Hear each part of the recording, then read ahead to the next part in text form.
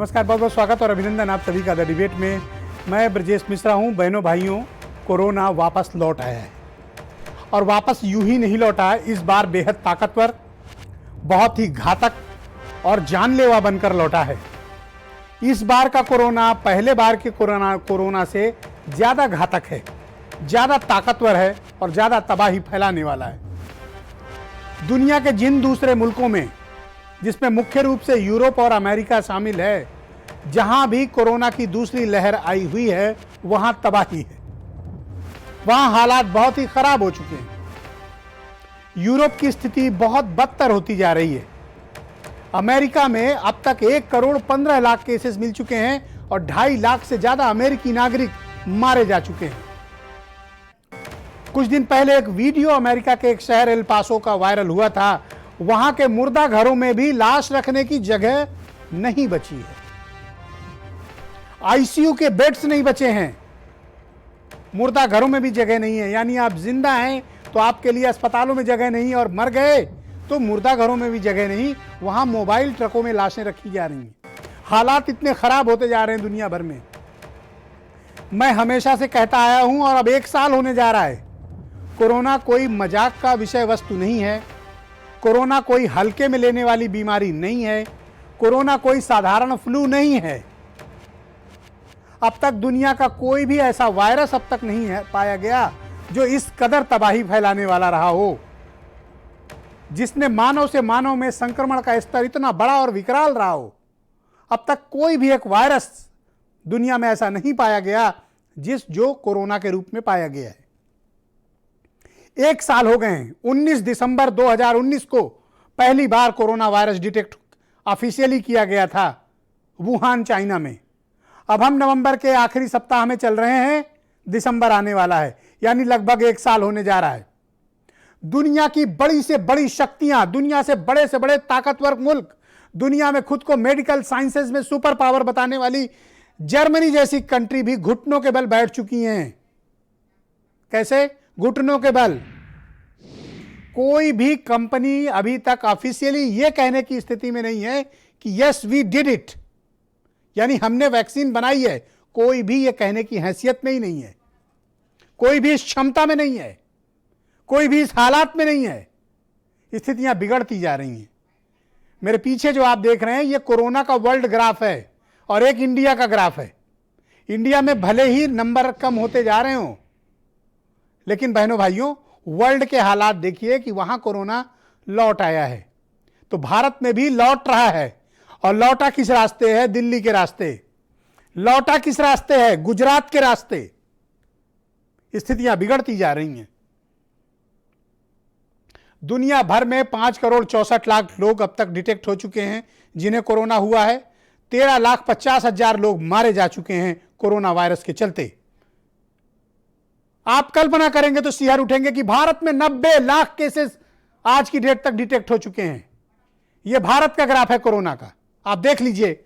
और यह world graph है, यानी किस तेजी से कोरोना बढ़ रहा है पूरी दुनिया में। यह नियमित चार्ट आपको मैं दिखा रहा हूं, और यह कोई भारत समाचार ने बनाया हुआ चार्ट नहीं है।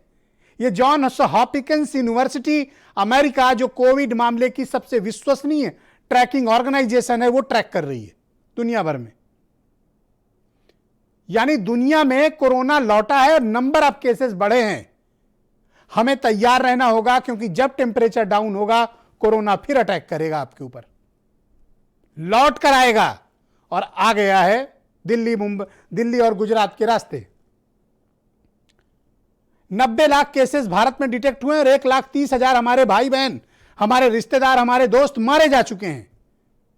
मैं फिर कहता हूं कि सरकारों के लिए यह एक आंकड़ा है कि आज 700 मरे, आज 800 मरे, आज 600 मरे, आज 1,000 मरे, पर इनमें से हर एक इंसान हिंदुस्तानी है। किसी का पिता है, किसी का भाई है, किसी का बेटा है, किसी की पत्नी है, किसी का पिता है, किसी का दोस्त है, किसी का रिश्तेदार है। जिन्होंने अपनों को खोया है कोरोना के चलते, उनसे पूछो कि कोरोना की त्रासदी क्या होती है। मरते समय अंतिम में चेहरा भी नहीं देख पाए। एक बार अस्पताल भर्ती हुए तो ब्लैक कवर में सील्ड होकर ही मिले, जिंदा नहीं देख पाए, शक्ल नहीं देख पाए अपनों की। कल्पना करिए आप जी, आप अपने प्रियजनों की तस्वीर तक नहीं देख पाए, उनका चेहरा अंतिम वक्त पर न देख पा रहे हों। यह है कोरोना वायरस। सरकारों ने सब ओपन कर दिया है, ओके, इकोनॉमी चलानी है उनको, हुकूमतें चलानी हैं, पर आपको अपने जान माल की सुरक्षा करनी पड़ेगी बहनों भाइयों। आप कोई सरकार के भरोसे बिल्कुल मत बैठो। दिल्ली के हालात क्या हैं? आईसीयू बेड अवेलेबल नहीं हो रही हैं, वहां पर स्थितियां बिगड़ती जा रही हैं। और आप हमेशा से देखिए कि जब भी दिल्ली में बढ़ा है, पिछली बार भी हिंदुस्तान के दूसरे शहरों में बड़ी तेजी से बढ़ा है। हमें तैयार रहना होगा दिसंबर पहले हफ्ते से लेकर आखिरी हफ्ते के बीच, जब टेम्परेचर गिरेगा बड़ी तेजी से, विशेष तौर पर उत्तर भारत में, तब से संक्रमण का विस्तार बढ़ेगा, संक्रमण और विकराल रूप लेगा। कोरोना मतलब मौत का दूसरा रूप, कोरोना मतलब मौत। उत्तर प्रदेश के जिन शहरों में आपको लाल पीली दवा तक उपलब्ध नहीं है, कुत्ता काट ले तो आपको इंजेक्शन लगाने में हजार मुसीबतें सरकारी अस्पताल में, वहां आपका कोरोना का इलाज होगा क्या? मंत्री मर गए, आईएएस अफसर मर गए, उनका ठीक से इलाज नहीं हुआ, तुम्हारा इलाज कहां से हो जाएगा? कैसे अपने को ठीक रखना है? मास्क लगाओ, घर पर रहो, बहुत आवश्यक हो तो घर से निकलो, और कोशिश करो कि सोशल और फिजिकल डिस्टेंसिंग का पालन करना ही करना है। खुद बचिए, अपने परिवार को बचाइए, कोई भी मिस एडवेंचर मत करिए, अपने शहर से बाहर मत जाइए, अगर बहुत आवश्यक नहीं है तो शहर में रहिए।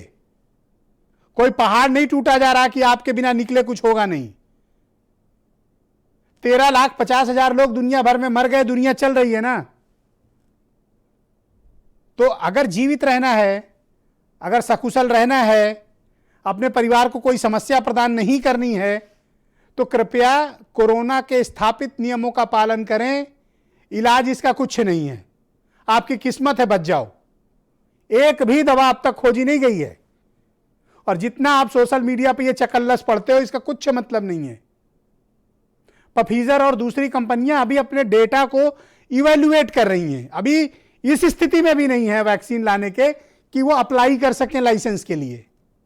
नोट कर लेना मेरी बात, व्हाट्सएप के चक्करों में मत पड़ना। अभी कोई भी वैक्सीन रजिस्ट्रेशन के लिए अप्लाई भी नहीं कर पाया है, तो आएगी कब? और आएगी तो आपको अभी थोड़ी मिल जाएगी, आएगी तो पहले अमेरिका अपने नागरिकों को देगा ना, आपको थोड़ी पहुंचा देगा। तो आपके यहां आते आते कब होगा? जुलाई, अगस्त, सितंबर, अक्टूबर, तब संभव होगा। 130 करोड़ की आबादी हो, इतनी जल्दी तो लग नहीं जाएगा। तो कोरोना वापस आया है, बहुत घातक होकर आया है। उत्तर प्रदेश में 5,16,000 केसेस हो चुके हैं और तकरीबन 7,500 लोग मारे जा चुके हैं। यूपी में 90 लाख केसेस पूरे भारत में, 1,30,000 लोग मरे हैं। दिल्ली में आईसीयू बेड्स नहीं मिल रही हैं, दिल्ली में हालात बिगड़ रहे हैं, गुजरात में हालात खराब हैं, महाराष्ट्र नंबर 1 पे है, और उत्तर प्रदेश भी उसी स्थिति की तरफ बढ़ रहा है। हमें सावधान रहना होगा, सतर्क रहना होगा और बचना होगा। 1 साल हो गया, कोई दवा नहीं है, इसलिए मास्क लगाना, सोशल फिजिकल डिस्टेंसिंग करना ही कोरोना की वैक्सीन है। कुछ बयान सुनिए। अस्पतालों के 80% आईसीयू बेड्स कोरोना के लिए रिजर्व किए जा रहे हैं। इससे हमें उम्मीद है कि लगभग 300 से 400 और बेड्स प्राइवेट अस्पतालों के अंदर उपलब्ध हो जाएंगे। जो नॉर्मल बेड्स हैं, नॉन आईसीयू बेड्स हैं, आईसीयू के अलावा जो दूसरे बेड्स हैं, वो अभी तक 50% बेड्स प्राइवेट अस्पतालों में कोरोना के लिए रिजर्व थे। अब इनको बढ़ा के 60% बेड्स को कोरोना के लिए कुछ दिनों के लिए रिजर्व किया जा रहा है, जब तक ये महामारी पीक चल रही है। पूरे देश में ऐसी स्थिति नहीं है, क्योंकि वहाँ सरकारें संवाद के साथ काम कर रही हैं, प्रशासनिक एजेंडे के साथ काम कर रही हैं। यहाँ दिल्ली सरकार, दिल्ली के मुख्यमंत्री और दिल्ली के सारे मंत्री सिर्फ एसी कमरे में बैठ के अपना शासन करना चाहते हैं। दिल्ली के लोगों को तानाशाही रवैये से काम करना चाहते हैं।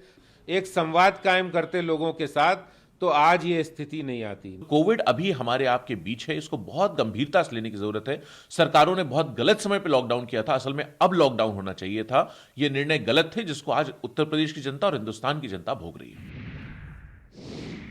तो बहनों भाइयों, आज की डिबेट को आगे बढ़ाते हैं। मामला गंभीर होता जा रहा है और मैं लगातार आप सबको इस बात के लिए जागरूक करता हूं कि कोरोना से बचना बहुत ही ज़रूरी है। इसकी चपेट में ना आए, ईश्वर से यही प्रार्थना करें और बचाव करें खुद का, ये बेहद आवश्यक कार्य है। आज मेरे साथ डिबेट में समीर सिंह भारतीय जनता पार्टी से हैं, अब्दुल हफीज़ गांधी समाजवादी पार्टी से हैं, ब्रजेंद्र सिंह जी कांग्रेस से हैं और वंशराज दुबे आम आदमी पार्टी से हैं। थोड़ी देर में मुझे डॉक्टर DK गुप्ता ज्वाइन करने वाले हैं, फेलिक्स हॉस्पिटल नोएडा के डायरेक्टर हैं, और डॉक्टर M वली बहुत मशहूर चिकित्सक हैं, पद्मश्री डॉक्टर M वली सरगंगा राम हॉस्पिटल दिल्ली से, ये भी मुझे थोड़ी देर में ज्वाइन करने वाले हैं, और वीरेंद्र सिंह जी हमारे स्टेट हेड। बहुत बहुत स्वागत, धन्यवाद आप सभी का।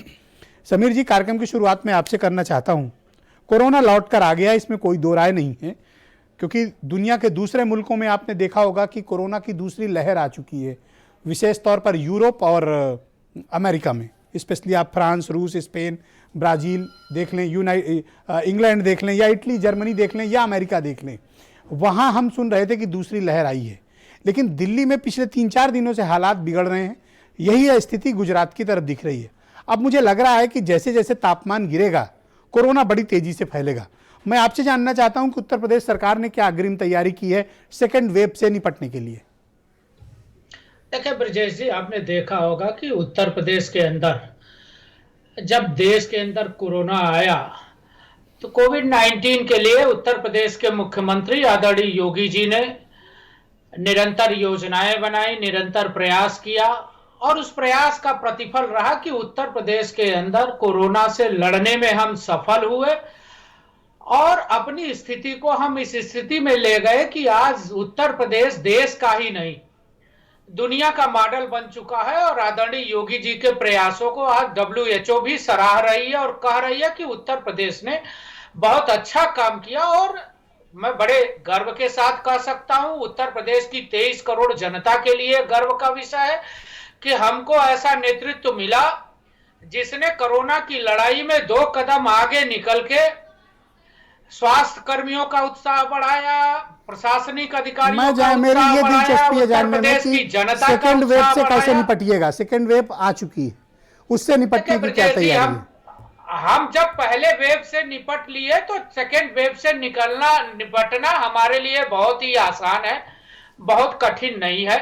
मैं बड़े विश्वास के साथ आपको कहना चाहता हूं कि उत्तर प्रदेश के लिए दूसरे वेव को परिस्थिति को देखते हुए जितनी तैयारियां हैं हम उसमें और आगे बढ़ा रहे हैं। समीर जी, मुझे अफसोस के साथ ये कहना पड़ रहा है, नियमों का पालन नहीं हो रहा है ना। मैं आपको कहीं मार्केट में दिखाऊं, लोग विदाउट मास्क हैं, कोई अवेयरनेस कैंपेन सरकार नहीं चला रही है, सबको अपने हाल पर छोड़ दिया गया है, सबको ऐसी परिस्थितियों में छोड़ दिया गया।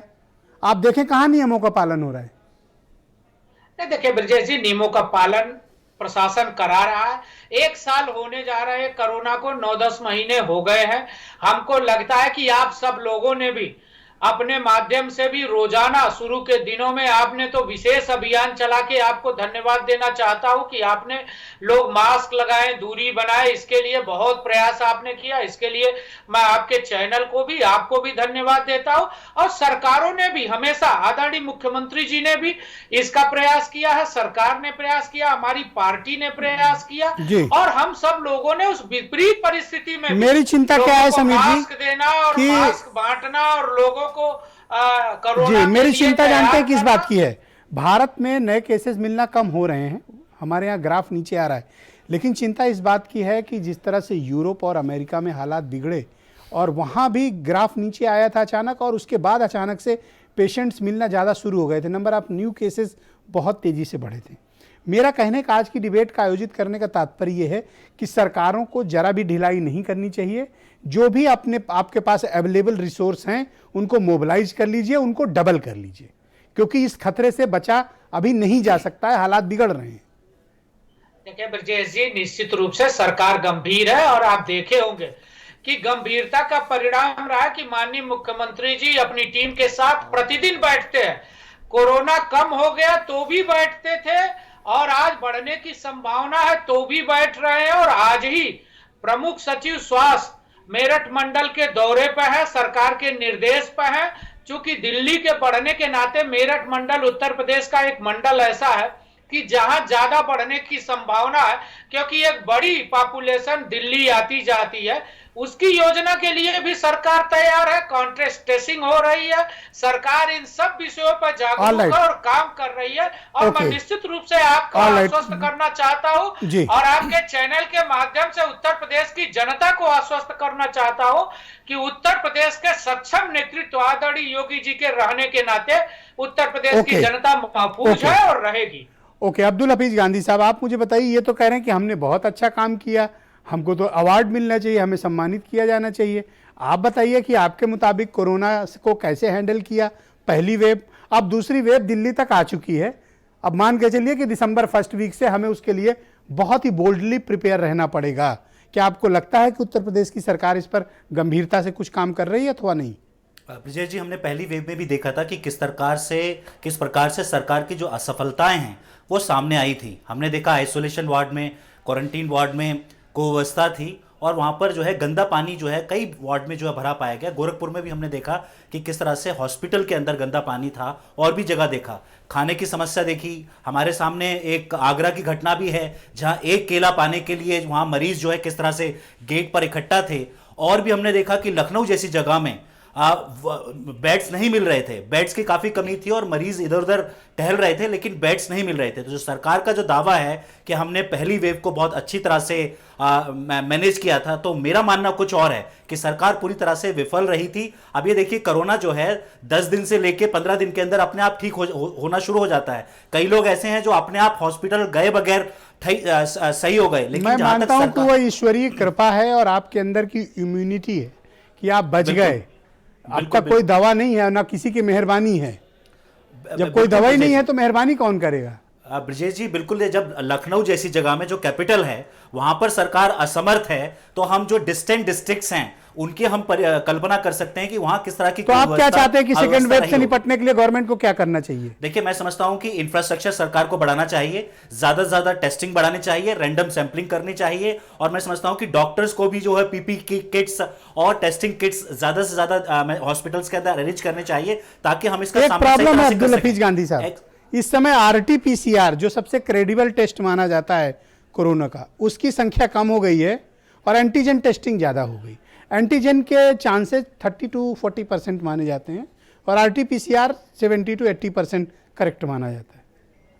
बिल्कुल। देखिए, इनको आरटी-पीसीआर ज्यादा करनी चाहिए टेस्ट। आरटी-पीसीआर भी ज्यादा करनी चाहिए और मैं समझता हूं कि पिछली बार हमने देखा था कि बहुत सारे डॉक्टर्स की शिकायत थी कि उनको भी पीपी किट मुहैया नहीं कराई जा रही है और ऐसी कुव्यवस्था में, अव्यवस्था में हमारे डॉक्टर्स जो हैं, जो कोरोना वॉरियर्स हैं, वो काम कर रहे थे। एक्सपर्ट्स का ये कहना है कि दिल्ली यूपी के मुकाबले में काफी छोटा है, तो दिल्ली में आने वाले समय में 15,000 केसेस पर डे निकलने वाले हैं। अभी भी 6,000 से लेकर 8,000 केसेस निकल रहे हैं। तो मैं समझता हूं कि उत्तर प्रदेश की सरकार को। वंशराज दुबे आम आदमी पार्टी के प्रवक्ता हैं। आज आपको इसलिए मैंने वंशराज जी बुलाया है क्योंकि दिल्ली में आपकी सरकार है और सबसे ज़्यादा हालात दिल्ली में बिगड़ते हुए दिखाई दे रहे हैं। एक तो नंबर ऑफ न्यू केसेस मिल रहे हैं और वो न्यू केसेस ग्राफ नीचे आने के बाद अचानक से बढ़ना शुरू हुआ है। उसको सेकेंड वेव कहा जाता है, दूसरी लहर। अचानक से ये दूसरी वेव आई, क्या आप इसके लिए तैयार नहीं थी आपकी दिल्ली सरकार?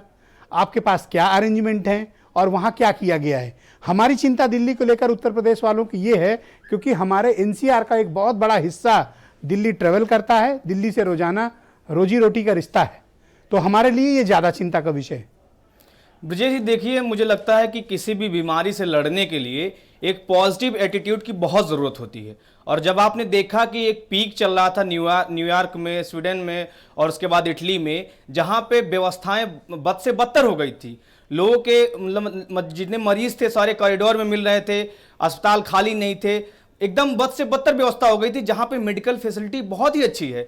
और कंपैरिजन अगर हम भारत की करें तो, और हमारे अगर हम दिल्ली की बात करें, दिल्ली सरकार की बात करें, तो लगातार वहाँ पे जो हमारे डॉक्टर हैं, जो वहाँ पे डायरेक्टर, मेडिकल डायरेक्टर लोग हैं, सारे लोग लगातार दोगुनी ताकत के साथ इस सिचुएशन को कंट्रोल करने की पूरी कोशिश कर रहे हैं। दूसरा, मैं आपको बताऊं कि लगभग 450 से ज़्यादा इस समय आईसीयू के बेड हमारे पास अभी खाली पड़े हैं और लगभग 7,500 बेड और भी लगातार नए बन रहे हैं। और माननीय मुख्यमंत्री जी ने केंद्र से भी जो मदद मांगी है और जो दिल्ली सरकार के पास से लगभग 1500, लगभग 1450 से 1500 नए आईसीयू बेड तैयार हो रहे हैं। अगर बात करी जाए कि सरकार सरकार लगातार क्या काम कर रही। तो अभी माननीय मुख्यमंत्री जी ने यह भी कहा कि देखिए किसी एक के बस की बात नहीं कि सरकार ने कोई नियम बना दिया, सरकार के नियम को फॉलो करना जनता हम लोग का काम है। अगर हम खुलेआम घूम रहे हैं, मास्क नहीं लगा रहे हैं, जैसा कि आज आपने देखा कि 500 रुपए पहले था कि अगर कोई मास्क लगा के नहीं जा रहा है तो उसका चालान कटेगा 500 रुपए का, अब उसको 2000 रुपए कर दिया भाई गया। ये बताओ, ये गरीब आदमी जो इसके पास रोजी रोटी का संकट है, बहुत बड़ी आबादी है जो गरीब है भाई साहब, हर आदमी के पास 500 या 2000 नहीं होता। आप 2000 का बहुत ज्यादा फाइन लगा दिया आपने। फाइन ज्यादा नहीं, 500 बहुत ज्यादा था, अब आप 2000 वसूलोगे। देखिए जब तक आप थोड़ा सा, अब यही उत्तर प्रदेश में आप देख लीजिए, आज बाजारों में आप घूमिए, कोई भी आपको मास्क लगाया हुआ नहीं मिलेगा, क्योंकि प्रशासन उस पर कोई ना कोई एक तरीके से पूरी तरीके से ढिलाई यहां बरती जा रही है। तो जब तक थोड़ा सा अगर आप प्रशासनिक तौर पे इस पे मजबूती नहीं लाएंगे, लोगों के अंदर भय नहीं होगा चालान कटने का या इस तरीके का, तो आदमी लापरवाही करता सेकंड वेव से निपटने के लिए तैयार नहीं थे? नहीं, सेकंड वेव, देखिए सेकंड वेव जब आया उसके पीछे कई सारे कारण रहे। आपने देखा कि दीपावली का भी त्योहार जो था उसके उसी टाइम पे लगातार प्रदूषण का एक तरीके से पूरा चल रहा था मामला, और दीपावली के त्योहार में लोगों ने जमकर खरीदारी की, बाजारों में लोग निकले, तो लगातार जो उससे चीजें बढ़ी हैं, अब उसको मुझे लगता है कि अगले 24 घंटे के अंदर दिल्ली सरकार पूरी तरीके से कंट्रोल करने में सक्षम हो जाएगी। ऑलराइट, ब्रजेंद्र जी, मैं आपसे समझना चाहता हूं कि कोरोना से निपटने में भारत सरकार हो या उत्तर प्रदेश की सरकार हो या दूसरे सरकारें हों, दिल्ली की सरकार हो, इन्होंने किस प्रकार से निपटा। और अब तो सेकेंड वेव आ गई और ये पहले से कहीं ज़्यादा घातक है, पहले से कहीं ज़्यादा ये खतरनाक है। हमें इससे निपटने के लिए जो गंभीर प्रयास करने चाहिए, क्या वो आपको फील्ड पे होते दिख रहे हैं? देखिए आदरणीय ब्रजेश जी, अभी मैं आदरणीय समीर जी को सुन रहा था, और तो ऐसे आत्म प्रशंसा कर रहे थे कि सारे पुरस्कार उत्तर प्रदेश सरकार को मिलने चाहिए। लेकिन मैं इसी उत्तर प्रदेश में हूँ और मेरे परिवार में 8 लोगों को कोरोना हुआ। सरकार से क्या मिला है तो भगवान ही जाने, कैसे जान बची बस ईश्वर की कृपा समझिए। और हमारे एक रिश्तेदार केवल इसलिए कोलैप्स कर गए, इसी दीपावली के 2 दिन पहले आपके समीर भैया के ज़िले के थे कि 48 घंटा हम लोहिया पीजीआई और मेडिकल कॉलेज में उनको भर्ती कराने के लिए नाचते रहे। आप खुद भुक्तभोगी हैं इसका? मैं खुद भुक्तभोगी बता रहा हूं। तो सरकार क्या कर रही है उसको तो ईश्वर के ऊपर छोड़ दीजिए, मैं टीवी पर इसको डिबेट नहीं करना चाहता। बस भगवान हमारे जनता को बचावे, हमारे अंदर क्षमता है तो हम बच के निकल जाएंगे, और क्षमता नहीं है तो फिर इवेंट देखें। टीवी जो पीआर पर बीजेपी सरकार चल रही है उसी को हम देखें और खुशी मनावें, जश्न मनावें। इसमें कलेक्टिव रिस्पांसिबिलिटी विकसित करनी होगी। और ये बिल्कुल सही बात है कि 70% लोग अब मास्क नहीं लगा रहे हैं। क्यों नहीं लगाते ब्रजेंद्र जी? ये एक क्या सरकार सबको लाठी लेकर दौड़ाए? अच्छा, तो कैसे जब आप 5 लाख दीपावली जलाने का रिकॉर्ड बनाएंगे और केजरीवाल जी जो है 2 करोड़ लोगों को एक साथ दिवाली मनाने के लिए शुभ मुहूर्त बताएंगे, तब ब्रजेश सिंह ही अकेले खाली बैठे हैं जो मास्क लगा कर सड़क पर घूमेंगे। ये इवेंट बंद होने चाहिए, पॉलिटिकल इवेंट बंद करिए, जिंदगी बचाइए। जो आप कह रहे हैं बहुत ज्यादा डेंजरस स्थिति है। कोरोना से ज्यादा घातक जो हार्ट पेशेंट हैं, इसके शुगर पेशेंट हैं, ये लोग और सांस के रोगी ये मर जाएंगे इस ठंडी में कि जो भर्ती नहीं हो पाएंगे अस्पताल में। आदरणीय ब्रजेश जी, आप बहुत वरिष्ठ पत्रकार हैं।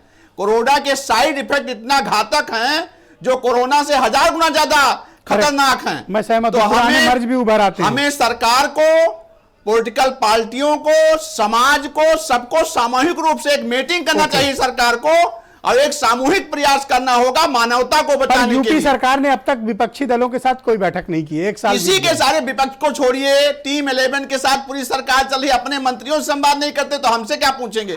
हम तो लठिए खा रहे हैं सड़क पर, लाठी खा रहे हैं जेल जा रहे हैं, लाठी खा रहे हैं जेल जा रहे हैं। अभी भी हमारे 2 आदमी जेल में हैं, एक प्रवक्ता और एक अनुसूचित जाति के अध्यक्ष समीर भैया के जिले के हैं, और बहुत अच्छे परिवार के गवर्नर रहे उनके पिताजी। तो हम लोगों को तो मार डालने में उतार। कोई बात नहीं, डेमोक्रेसी में जेल जाना तो एक उपलब्धि होती है। उपलब्धि तो होती है, लेकिन किसी सही वजह से हम जाएं तो उपलब्धि है, लेकिन झूठे पकड़ के बंद करिए, केवल टार्चर करने के लिए, जरूरी है पॉलिटिकल आवाज बंद करने के लिए, लोकतंत्र को खत्म करने के लिए तो ये उपलब्धि नहीं है। जेल भी तो इंडिया में ही है ना? नहीं है, इंडिया में है, इंडिया में है, लेकिन इस जो और देखिए जितने लोग जेल जाएंगे डेमोक्रेसी उतनी मजबूत होगी। तो जहां हम लोग जा ही रहे हैं, समझिए। आपने पहली बार 87 में मैं राजनीति में आया था, मैंने पहली बार देखा कि प्रदर्शन करने पर भी 6 दिन जेल हो जा रही है। त्योहार में हमारे 37 लोग छूट के आए वो दिवाली के दिन इसलिए पहले। ताकि आपका मनोबल तोड़ा जा सके और कोई बात नहीं। तो इसीलिए मैं मनोबल कहता हमारा हूं कि नहीं तोड़ने वाला, हम तो अंग्रेजों को ये- तोड़ के देश आजाद करा लिए, तो हमारा अब जाने मनोबल नहीं दीजिए, वो अपन टूटेगा। कोरोना पे आज डिबेट लेकिन करें। मानवता बचाने के लिए मानवता Okay, बचाने Anand, के thank लिए you. मैं विनती Thank you. करूंगा, प्रार्थना करूंगा माननीय मुख्यमंत्री जी से Thank कि you. कलेक्टिव सामूहिक रूप से इस पर फैसला थैंक यू होना ब्रजेंद्र चाहिए। जी, थैंक यू। समीर जी, मैं आपसे समझना चाहता हूं, और ये गंभीर विषय है। दिल्ली से जो लगा हुआ बॉर्डर है, हमारे यहाँ 2-3 जिले बहुत जिनका डायरेक्ट इंटरेक्शन दिल्ली से है। एक है नोएडा और दूसरा है गाजियाबाद, जिनकी सीमाएं सीधे लगी हुई हैं। और सीमा क्या लगी है, बल्कि वो एक एनसीआर में दिल्ली के ट्विन टाउन की तरह काउंट होते हैं। लोगों के घर नोएडा में है, काम दिल्ली में करते हैं, लोगों के घर गाजियाबाद में, दिल्ली में काम करते हैं। इस प्रकार का माहौल है। तो क्या ये सही वक्त है कि हम नोएडा और गाजियाबाद बॉर्डर तत्काल प्रभाव से सील कर दें? देखिए ब्रजेश जी, किसी भी चीज को सील करना कोरोना को हम नियंत्रित कर पाएंगे, इससे नहीं होने वाला है। राज्य सरकार ने पहले भी योजना बनाई थी, आज भी योजना बनाई है, और आप देखेंगे जैसा मैंने कहा जी। अभी हमारे कांग्रेस के प्रवक्ता और सपा के प्रवक्ताओं को आपत्ति थी, ये विपक्ष की राजनीति करते हैं, इनको आपत्ति होनी भी चाहिए, इसमें मुझे कोई शिकायत नहीं है। लेकिन जिस प्रकार से माननीय मुख्यमंत्री जी ने उत्तर प्रदेश के अंदर परिश्रम करके उत्तर प्रदेश के अंदर कोरोना के प्रभाव को रोका, आप देखिए जिस प्रकार से कॉन्टेस्ट ट्रेसिंग हुई, जिस प्रकार से टेस्टिंग हुई, जिस प्रकार से 70,000 समीर जी, इशू ये है कि क्या हमें एनसीआर में नोएडा गाजियाबाद की सीमाएं सील करनी चाहिए अथवा नहीं? ब्रजेश जी, राज्य सरकार के एक वरिष्ठ अधिकारी प्रमुख सचिव स्वास्थ्य आज उस मेरठ मंडल के दौरे पर है। ओके। स्वास्थ्य व्यवस्थाओं की चिंता वो कर रहे हैं। पहले भी देखा था आपने, हमने तो चिंता ऐसी की कोई है संभावना और- है कि नोएडा गाजियाबाद बॉर्डर सील हो सकता है? नहीं, देखिए हर चीज की संभावना सील होना नहीं है। ओके। हर चीज सील होने से नहीं रुकेगा। हमने उसका प्रयास किया है और हमने उसका सही विकल्प निकाला, मेडिकल व्यवस्था बढ़ाई। आदरणीय मुख्यमंत्री जी स्वयं नोएडा गए, स्वयं गाजियाबाद गए। आज तक का भ्रम था कि कोई मुख्यमंत्री नोएडा नहीं जाता। मुझे क्या लगता है कि आपको मुख्यमंत्री नोएडा जी और हॉस्पिटलों गाजियाबाद की पे ज्यादा फोकस चेकिंग करना की चाहिए, है। क्योंकि अगर संक्रमण नहीं, उत्तर बिल्कुल, प्रदेश में बिल्कुल, वापस बिल्कुल, आया ब्रजेश जी, तो सरकार आपको ज्यादा उसका सावधानी गंभीर बरतनी है। होगी। सरकार गंभीर है। आज ही हमारी स्वास्थ्य मंत्री जी से बात हुई, आदरणीय राजा जयप्रताप जी से। उन्होंने बड़ी गंभीरता से इन सारी चीजों को लिया, हमको बताया। और राजा जयप्रताप जी सीनियर सर, मिनिस्टर अब कोई है, राजा इन नहीं रह चीजों गया पर वो प्लीज। ध्यान अब दे रहे डेमोक्रेसी है, हैं। कोई राजा नहीं रह गया। निश्चित रूप से All वो right. इन चीजों को ध्यान देंगे। ओके, आपके मित्र और वीरेंद्र इन सिंह जी चीजों की अब आ गए हैं मॉनिटरिंग डिबेट कर में। रहे हैं। ओके। उत्तर प्रदेश के जनता की हिफाजत हमारी Thank you. प्राथमिकता है और आदरणीय Thank you. योगी जी के रहते उत्तर प्रदेश की जनता की हिफाजत होगी, ये मैं विश्वास के साथ आपको कह सकता हूँ। ऑलराइट वीरेंद्र जी, कोरोना की दूसरी लहर आ चुकी है भारत। इस बार गुजरात से लेकर आप देखें, और विशेष तौर पर दिल्ली से पहले भी फैला था काफ़ी कुछ ज़्यादा। दिल्ली एक एपिक सेंटर माना जाता है कोरोना का, क्योंकि वो एक इंटरनेशनल स्पॉट है और वहाँ से बहुत चीज़ें स्प्रेड होती हैं पूरे देश भर में। क्या दूसरी लहर से निपटने का इंतजामात उत्तर प्रदेश में मुकम्मल है, या फिर हमें नए सिरे से कुछ तैयारी करनी होगी? देखिए, दूसरी बड़ी लहर आ चुकी है देश में, और दिल्ली और गुजरात इसके बहुत भयंकर चपेट में है, ये बात सही है। आज रात से गुजरात में अहमदाबाद में कर्फ्यू भी लगने जा रहा है, इसी सूचना आई है। उत्तर प्रदेश चूँकि दिल्ली से सटा है तो स्वाभाविक है कि डर लगेगा, लेकिन ये बात भी सही है कि आज प्रमुख सचिव स्वास्थ्य और केजीएमयू के डॉक्टर सूर्यकांत, इनको लेकर एक डॉक्टरों की टीम मेरठ मंडल के दौरे पर है और 3 दिन तक वहाँ पर ये टीम रहेगी। और जितना ये दिल्ली का इलाका है, इस इलाके को वो सर्च करेगी, देखेगी, संभावनाएं तलाशेगी और अपनी राय देगी। उत्तर प्रदेश एक देखिए कृषि पर आधारित प्रदेश रहा है, कोई टेक्नोलॉजी में या स्वास्थ्य के मामले में बहुत, लेकिन हमने पहली वेव को बहुत हिम्मत से और बहुत कहा जाए तो तैयारियों से मेहनत करके निपटाया है। उत्तर प्रदेश में बंबई की तरह कोई महामारी नहीं मची, ईश्वर ने सबकी रक्षा की। ये जरूर है कि सरकार की जो कोशिश होनी चाहिए वो स्वास्थ्य सुविधाओं पर ज़्यादा उसका फोकस होना चाहिए, अस्पतालों में सुविधा बढ़ाने पर। लेकिन आज भी जो उत्तर प्रदेश के बहुत सारे अस्पताल पहले कोविड थे उनको नॉन कोविड घोषित कर दिया गया क्योंकि मरीज उतने नहीं हैं, लेकिन तैयारी रखनी पड़ेगी। जैसे लखनऊ का सहारा हॉस्पिटल था, पहले वो कोविड हॉस्पिटल था, अब उसको सरकार ने फ्री कर दिया है कि वो नॉन कोविड हो जाए। जब मरीज संख्या बढ़ेंगे तो फिर वो अडॉप्ट करेगी सरकार उनको। खतरा दिख रहा है, अभी खतरा आया नहीं है, तो ये बात तो देखिए सही है। अब खतरा बढ़ेगा कैसे? जब मूवमेंट ज्यादा होगा दिल्ली और यूपी के बीच।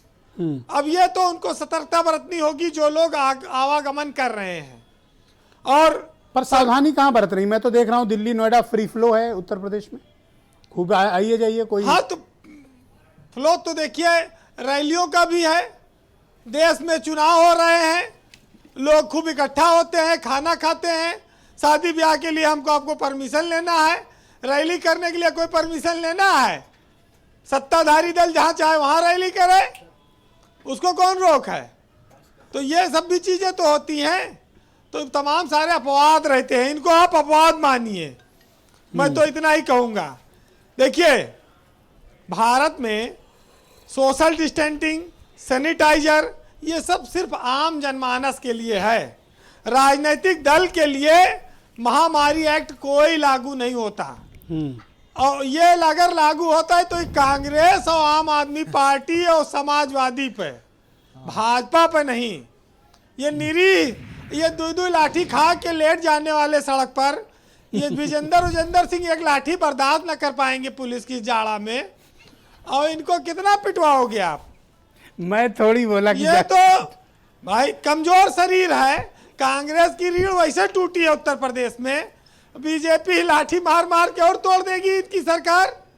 देखिए हम अपने यहाँ लोगों का शादी ब्याह नहीं कर पा रहे हैं, हम अपने यहाँ लोग मर जा रहे हैं उनकी अंत्येष्टि में शामिल नहीं हो पा रहे हैं, हम उनका दुख दर्द, स्कूल, माल, जिम, व्यापार सब बंद है, और राजनेता अपनी कुर्सी की लड़ाई नहीं छोड़ रहे हैं। तो क्या इस देश में राजनेता और हिंदुस्तान की जनता, इन दोनों के लिए अलग अलग नियम कानून होगा, या कोरोना को लेकर अलग अलग नियम कानून है? ये पूरा देश में चर्चा होती है। अभी बंगाल में चुनाव होने जा रहा है, वहां भी राजनीतिक गतिविधियां तेज हो जाएंगी, हो चुकी हैं। हम उत्तर प्रदेश के लोगों का ईश्वर उनको उसकी कृपा है कि हम बचे हैं, और तमाम वेव आई और जाएगी। उत्तर प्रदेश के लोग उनका इम्यून सिस्टम मजबूत है, मजबूती से खड़े हैं, और उनके ऊपर ईश्वर की कृपा है।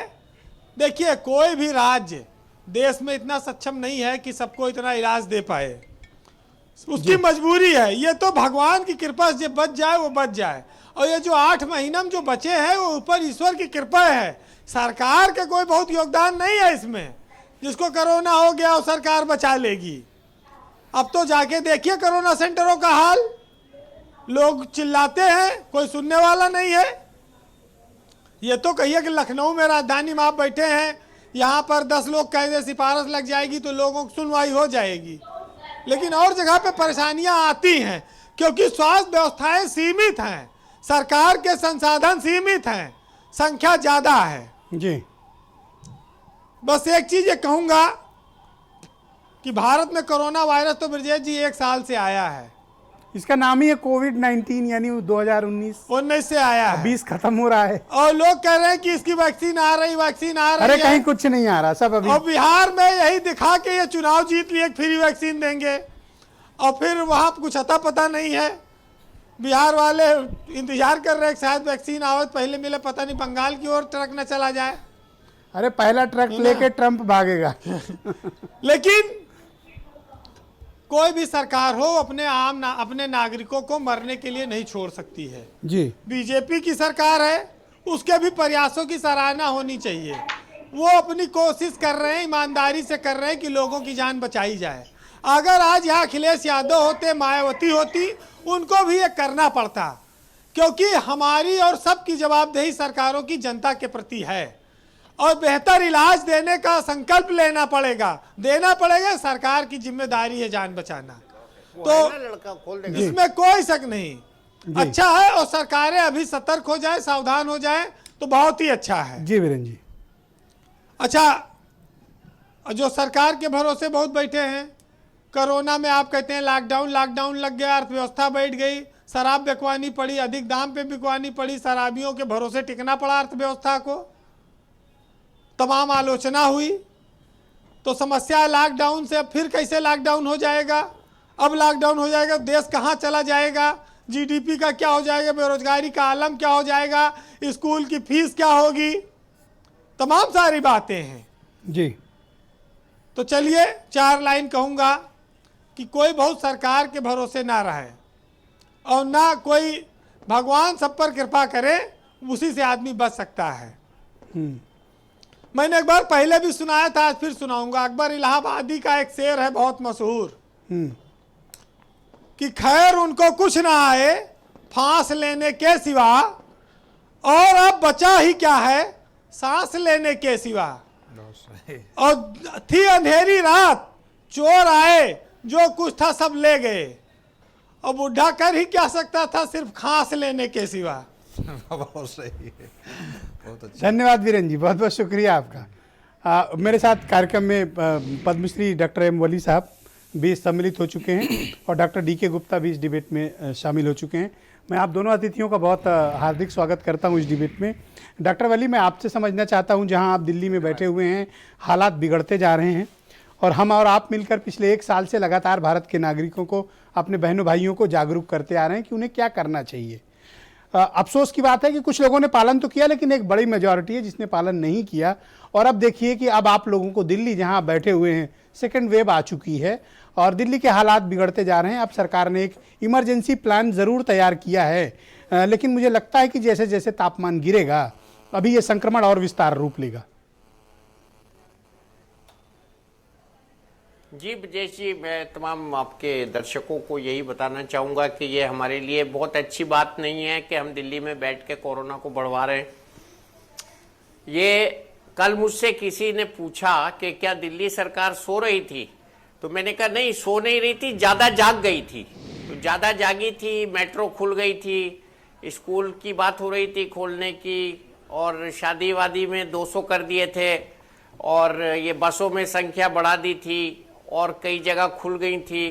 तो उससे बहुत फ़र्क पड़ा। और फिर सबसे बड़ा फ़र्क जो पड़ा वो ये पड़ा कि लोग टूट पड़े बाज़ारों में।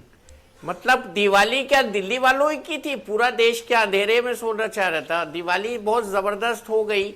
और दिल्ली में भी जो मेरे पास डाटा आया है, बड़ा रिलायबल एक सोर्स से, all India institute of medical sciences के एक डॉक्टर है मेरे दोस्त, उनके सोर्स से आए कि वो उन्होंने कहा साउथ दिल्ली में ज़्यादा हुआ है। तो जो संभ्रांत व्यक्ति हैं उन्होंने शायद कुछ ज़्यादा अनदेखी की है और इस कॉन्फिडेंस के साथ की है कि हमें कुछ नहीं होने वाला। लेकिन ये वाला लॉकडाउन भूल गए। ये वाला जो लॉकडाउन था ये बहुत ज़रूरी था, और ये लॉकडाउन घर में भी करना है अब। और आज का मेरा मैसेज ये है, यही लॉकडाउन है, वो लड़ाई वाला लॉकडाउन नहीं है जिस पे लोग डिवाइड हो रहे हैं कि होना चाहिए नहीं होना चाहिए। लॉकडाउन का मतलब नाक का लॉकडाउन, मुंह का लॉकडाउन, आंखों का कवर। दूसरा लॉकडाउन है पैरों का, पैरों में बेड़ियां। अगर घर में से 500 रुपए लेके जा रहे हैं और 5000 रुपए लेके आ रहे हैं तो जाइए, और 500 रुपए लेके जा रहे हैं और 50 रुपए वापस ला रहे हैं तो मत जाइए। प्रोडक्टिविटी है तो जाइए, प्रोडक्टिविटी नहीं है तो मत जाइए। ये आपके मैं इसलिए कह रहा हूं कि हमारे यहाँ रेहड़ी वाले भी हैं बेचारे, छोटे छोटे दुकानदार हैं, बड़े दुकानदार हैं, बड़े दुकानदारों के नौकर हैं, वो तो उनको तो जाना है। तो लॉकडाउन जो हो जाएगा तो मेरे ख्याल से बड़ा क्योस हो जाएगा। और बड़ी बड़े देशों में लॉकडाउन के खिलाफ बहुत ज़्यादा प्रदर्शन हो रहे हैं।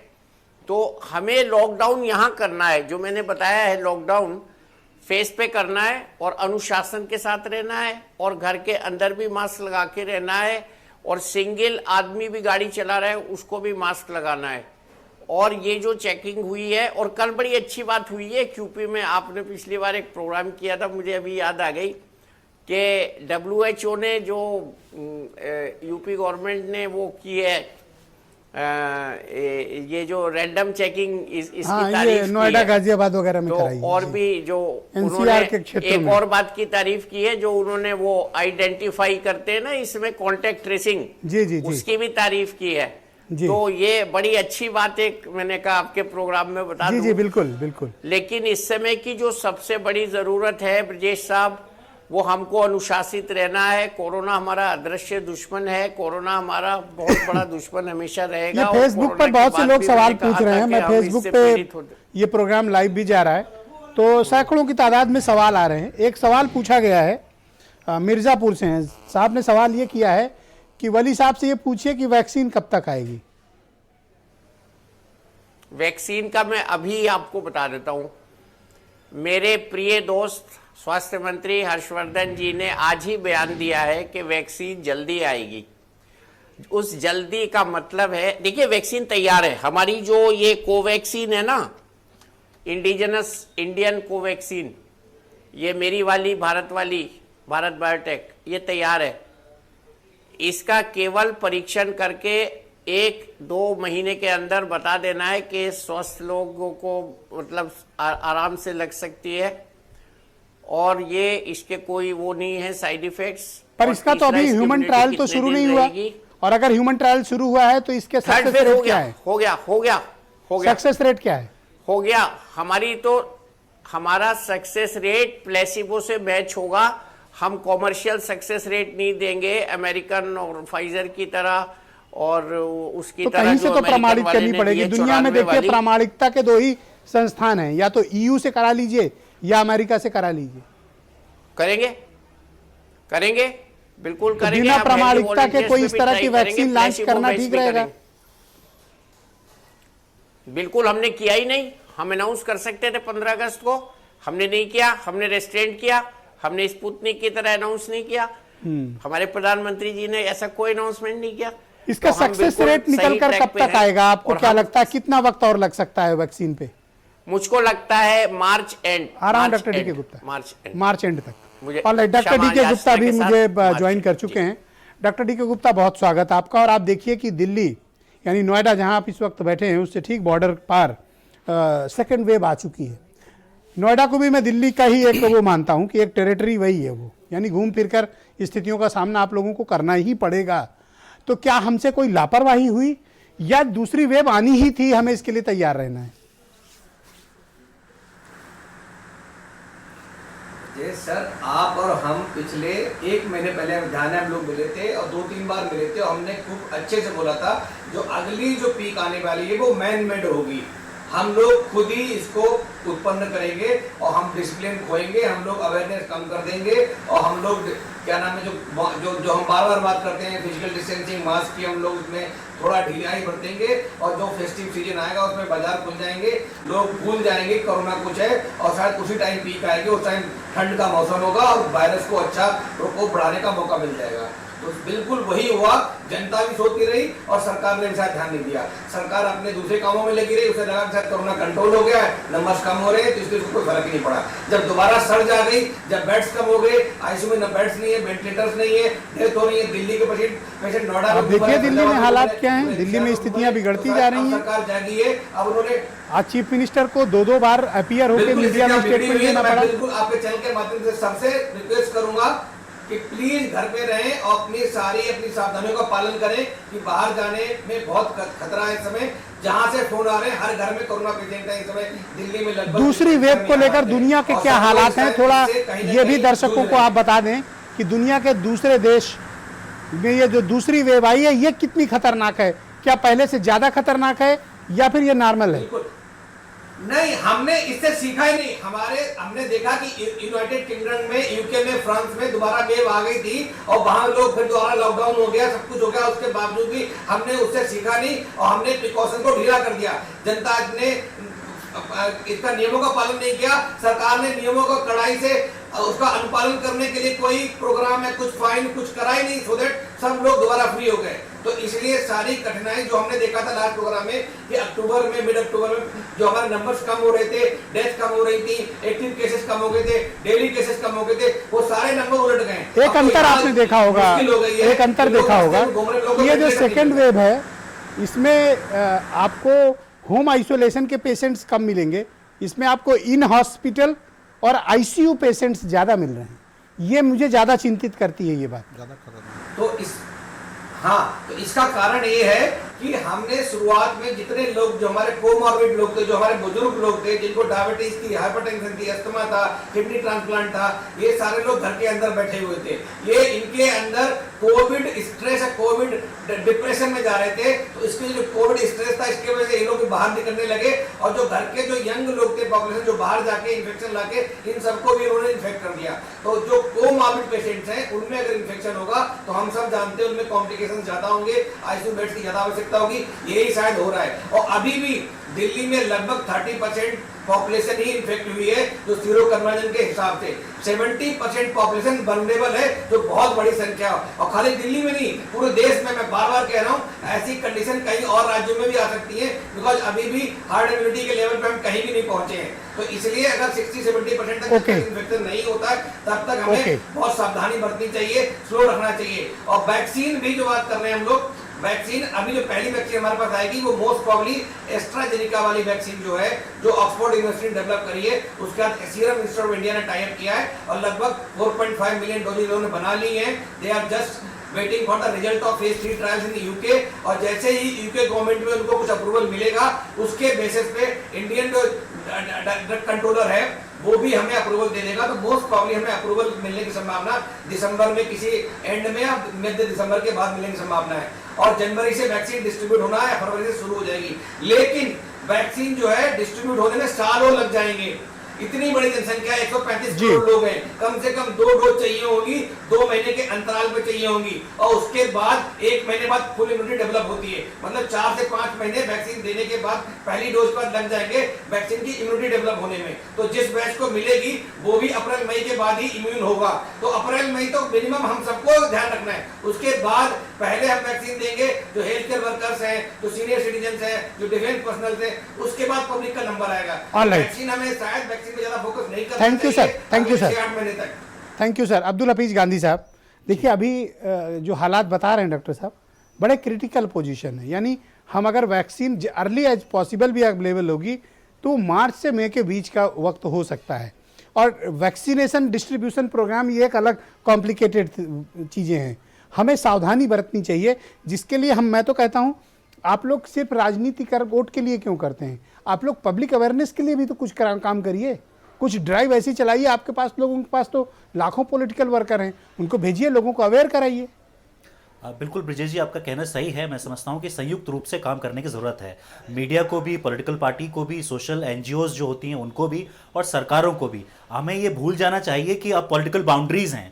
दिल्ली अगर फैल रहा है तो उत्तर प्रदेश की सरकार, हरियाणा की सरकार और भी सरकारें जो है मिलकर पूरे देश को एक बाउंड्री माने, और ये जो आपस में जो हमारी पॉलिटिकल बाउंड्रीज बनी हुई हैं इनको खत्म करके सभी सरकारों को, मैं समझता हूं कि संयुक्त रूप से काम करना होगा। एक बात ये जो आपने अवेयरनेस का काम किया, ये तो होना ही होना है। देखिए, सरकार वैक्सीन भी फ्री में बांटने जा रही है, तो ऐसा क्यों ना हो कि हम मास्क भी फ्री में बांटें। सरकार को पूरा अभियान चलाना चाहिए कि चाहे उसका खादी विभाग हो या और भी इस तरह के जो विभाग हैं, उनको मास्क बड़े लेवल पर जो है वो प्रोड्यूस करने चाहिए, और पब्लिक के बीच में ये मास्क का फ्री डिस्ट्रीब्यूशन होना चाहिए। क्योंकि मास्क एक ऐसी चीज है जो कोविड का प्रिवेंशन कर सकती है।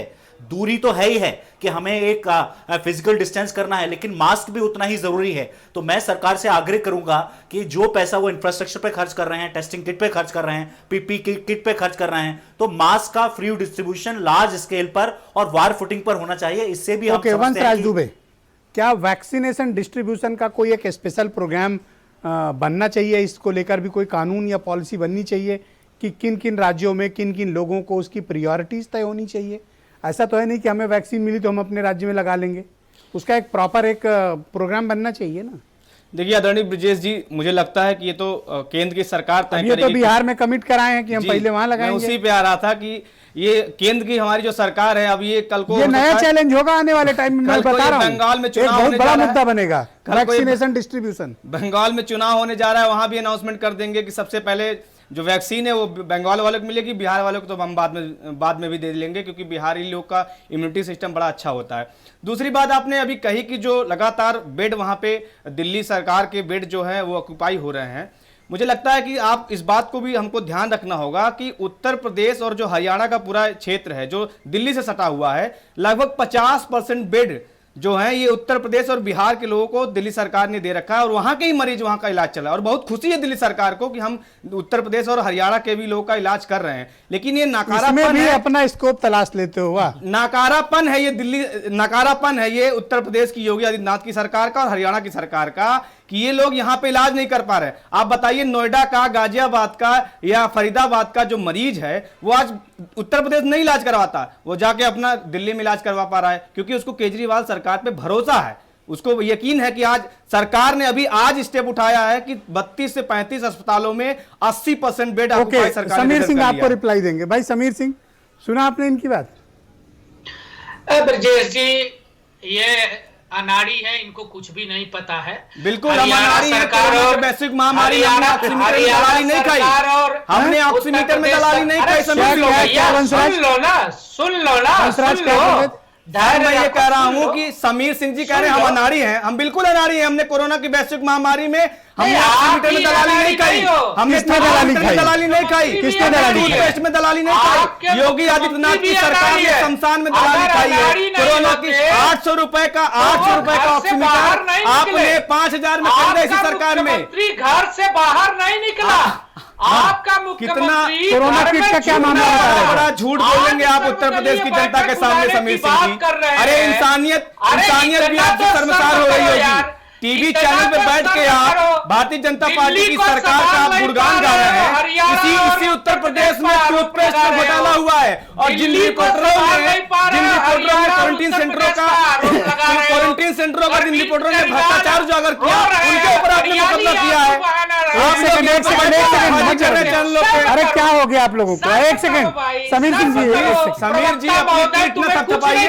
केंद्र सरकार और दिल्ली सरकार दोनों बताइए कि दिल्ली की जनता को इस महामारी से कैसे बचाया जाए। आपके पास आईसीयू है नहीं, आपके पास बेड है नहीं, दिल्ली सरकार के पास कोई व्यवस्था है नहीं, दवाई है नहीं, आपके पास डॉक्टर्स है नहीं। जी जी, ये सारी चीजें जब अमित शाह जी पहुंच जाते तब हो जाता है। उत्तर प्रदेश में सारी चीजें दिक्कतें नहीं है क्या? आप यहाँ पे बुलेटिन क्यों नहीं जारी करते? कितना टेस्ट आप करा रहे हैं उत्तर प्रदेश में? कोरोना को लेके घड़ियाली आंसू बह रहे हैं। थैंक यू, ओके ब्रजेंद्र जी को लाया स्क्रीन पे। थैंक यू, आप दोनों शांत होइए, दोनों शांत होइए, ब्रजेंद्र जी को लाया जाए। भाई ब्रजेंद्र जी, वैक्सीन को वितरित करना ये एक और बड़ी चुनौती होगी भारत सरकार के लिए, ताकि कोई किस राज्य भेदभाव का आरोप न लगाए। इसको लेकर कोई एक स्पेशल प्रोग्राम या पॉलिसी बननी चाहिए। बिल्कुल आदरणीय ब्रजेश जी, मैं डॉक्टर एम बली जी की प्रशंसा करता हूं जिन्होंने आत्मानुशासन की बात कही है। मैंने पहले चरण में भी यही कहा था कि एक कलेक्टिव रिस्पॉन्सिबिलिटी हमको पूरे समाज को बना करके और ये दायित्व निर्वहन कर सकते हैं हमारे उत्तर प्रदेश के आदरणीय मुख्यमंत्री जी कि वो सर्वदलीय बैठक बुलाएं जिसमें मीडिया भी हो, पॉलिटिकल पार्टी भी हो, सोशल वर्कर भी हों और एक सोशल अवेयरनेस बहुत व्यापक पैमाने पर चलाने की जरूरत है। और वैक्सीन के वितरण की एक स्पष्ट गाइडलाइन बननी चाहिए। 5 साल लगेगा पूरे देश में वैक्सीन लगने में, तो मैं वैक्सीन पर चर्चा ही नहीं करना चाहता। मैं केवल भगवान के भरोसे बचना है, तो सारी चीजें हमें स्वयं करना होगा। आत्मानुशासन और सरकार की रिस्पांसिबिलिटी है कि सबको मिला करके सर आपके पास 1 मिनट का टाइम है और 25 करोड़ लोग आपको सुनेंगे उत्तर प्रदेश के। आप सर बताएं उनको 1 मिनट में कि उन्हें किस प्रकार के प्रिकॉशन लेने चाहिए। थैंक यू, आप दोनों शांत। डॉक्टर वली बोलेंगे। डॉक्टर साहब गो अहेड। मेरी सब दर्शकों से प्रार्थना है कि मेरे एक ही द्वार से कोरोना प्रवेश करता है। ये द्वार है नाक, ये द्वार है मुंह और कुछ हद तक आंखें। इस द्वार पे पक्के से पक्का ताला लगा लीजिए। ये एक ताला और इसके ऊपर एक N95 ताला। बस आधे से ज्यादा काम में आप सफल हो गए। और बगैर जरूरत भीड़ में न जाएं, उत्सुकता अपनी कम रखें और बहुत बहुत मैं आपसे प्रार्थना करूंगा घर में रहें। अगर घर में से कुछ कमाने जाना है तो जरूर जाएं। लोग कह रहे हैं कि आप उनको जरूरत से ज्यादा डरवा रहे हैं, आप डर फैला रहे हैं, आप पैनिक क्रिएट कर रहे हैं। डर पैनिक नहीं मैं क्रिएट कर रहा हूं, मैं सावधानी बता रहा हूं। पैनिक तो ये कोरोना की मरते हुए लोगों की संख्या जो आ रही है पिछले 3 दिनों से वो कर रही है। Okay, all right. Doctor D के गुप्ता, मैं आपसे सर 1 मिनट आपके पास है सर, आप ब्रीफ करिए कि हमें क्या प्रिकॉशन लेने की आवश्यकता है इस सेकेंड वेव में। समीर जी आऊंगा, मैं आऊंगा। डॉक्टर बली ने बिल्कुल सही बोला है कि हम सबको संयम रखना चाहिए अपने आप पे, क्योंकि इतनी बड़ी आपदा है, इसमें सरकार अकेले कुछ नहीं कर सकती है। हम सब साथ देंगे तभी भी हम इससे बच पाएंगे। तरीका ये है कि बाहर ना निकले, जरूरत हो तभी निकले, हम लोग मास्क लगा के रखें, हैंड को अपने हाइजीन को बार बार साफ करते रहें और कोशिश करें अगर कहीं भीड़ में जा रहे हैं तो फिजिकल डिस्टेंसिंग का पूरा ध्यान रखें। अगर इन 3-4 बातों का ध्यान रखेंगे तो हम, जैसे मैं बहुत सारे पेशेंट के एक्सपोज आता हूँ, पॉजिटिव पेशेंट के एक्सपोजर में आता हूँ, पर टचवुड बचा हुआ क्योंकि हम लोग मास्क लगाते हैं, हैंड हाइजीन का फॉलो करते हैं। अच्छा, एक सीक्रेट बताओ, आप दोनों लोग, तो अगर इन सब आप चीजों दोनों का लोग कोरोना काल में हजारों पेशेंट देख चुके होंगे, आप दोनों कैसे बचे हुए हो अब तक?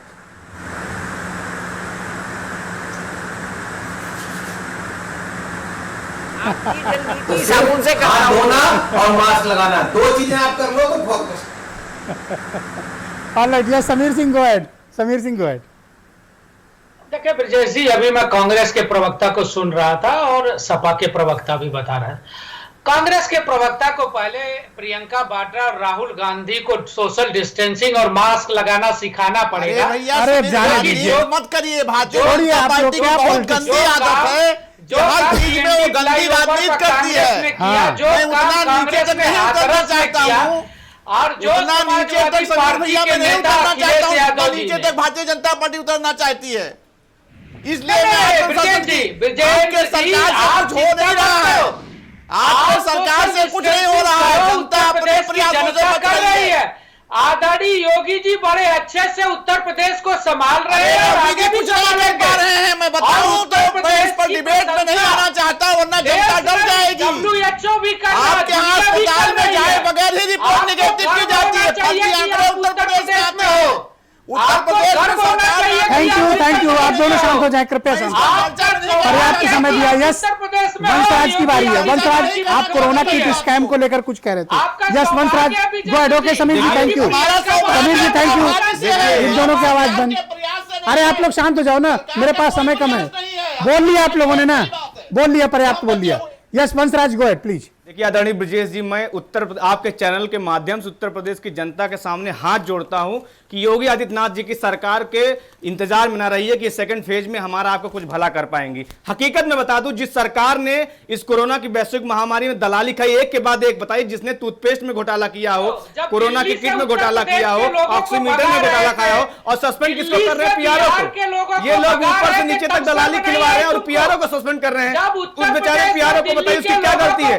इनके ऊपर कतई यकीन न करिए, आप भगवान भरोसे रहिए, ऊपर वाले के भरोसे रहिए कि आपका इम्यूनिटी सिस्टम और कैसे मजबूत हो। और ये जो पीठ थपथपाने का काम कर रहे हैं, धन्यवाद, ये जो पीठ थपथपाने का काम कर रहे हैं, बेहद नकारा लोग हैं, इनके बस में कुछ नहीं बचा है। धन्यवाद, धन्यवाद, बहुत बहुत शुक्रिया, बहुत बहुत शुक्रिया आप सभी का, बहुत बहुत धन्यवाद। तो बहनों भाइयों, आपको भी बहुत ध्यान रखना है, मास्क लगाना है, हाथ धुलना है, सोशल और फिजिकल डिस्टेंसिंग का पालन करना है, बेहद आवश्यक होने पर ही घरों से निकलना है, क्योंकि कोरोना की सेकेंड वेव आ चुकी है, दिल्ली तक पहुंच गई है और बहुत ज़्यादा वक्त नहीं लगेगा उसे आप तक पहुंचने में। लिहाजा एहतियात बहुत ज़रूरी है। बहुत बहुत शुक्रिया, धन्यवाद, नमस्कार।